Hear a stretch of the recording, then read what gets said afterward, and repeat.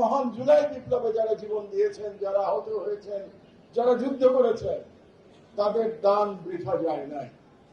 সর্বপ্রথম হচ্ছে যে আরেকটি হাসিনার ফ্যাসিবাদ যেন কোন ফর্মে আবার বাংলাদেশে ফিরে আসতে না পারে।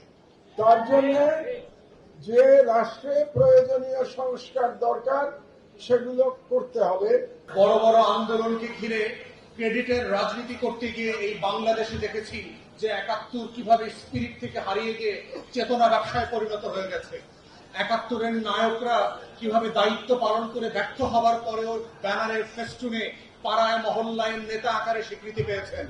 সেই জায়গা থেকে আমাদেরকে ২৪কে মূল্যায়ন করতে হবে, যেটা যদি ব্যানার ফেস্টুনে হারিয়ে না যায়। আমাদের শহীদরা যেন নম্বরে পরিণত না হন। আমাদের প্রত্যেকটা শহীদ হচ্ছে এই আন্দোলনের সবচেয়ে বড় মাস্টার মাইন্ড।